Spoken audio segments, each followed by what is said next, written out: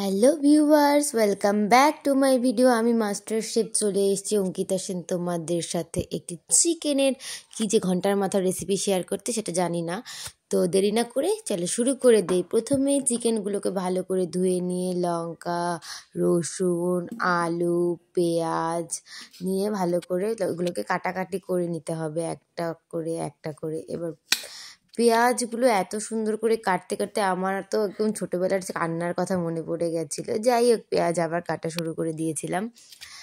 কাটো কাটো কাটো, আর আলুগুলোকে এমনভাবে ছাল তুলবে যেমন করে ছোটোবেলায় তোমাদেরকে তোমার মা বাবারা মারামারি করতো। তো এইভাবে করে পেঁয়াজ, রসুন, আদা, লঙ্কা, আদা আমি দিইনি, আদা স্কিপ করি আমি।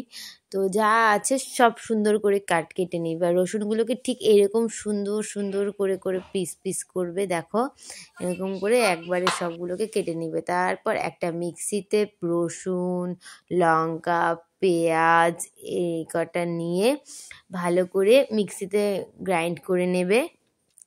দেন বাকি পেঁয়াজটুকুকে একদম কুচি কুচি কুচি কুচি কুচি কুচি করে কাটবে। আমি তো কুচি কুচি কাটতে পারি না, তো আমি এমন করেই কাটতে পারি। তো যাই হোক, তারপরে একটা বাটিতে নেবে দইটাকে ভালো করে নিবে ফেটিয়ে। তারপর সেই চিকেনটার মধ্যে ফার্স্টে দিয়ে দেবে দই, তারপর দেবে হলো অল্প জিরা, আদা, সব পেস্ট যেগুলো আছে আর কি 1 by 1 করে দিয়ে দেবে। তারপর যে মিক্সিতে যেটা করেছিলে সেটা গ্রাইন্ড আবার সেটাও দিয়ে দেবে।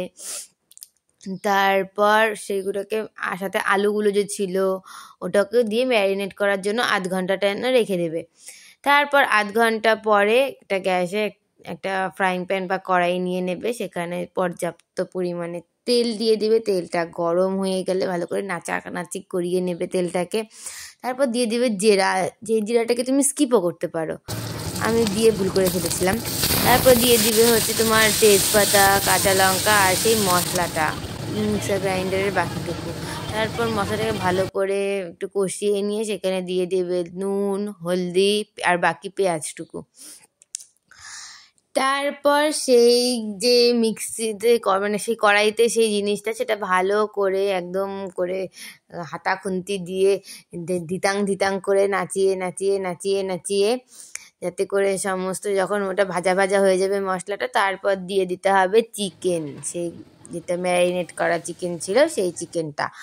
তারপর সেটাকে নিয়ে যতক্ষণ ধরে না সেদ্ধ হবে ততক্ষণ ধরে নাচানাচি করতেই হবে।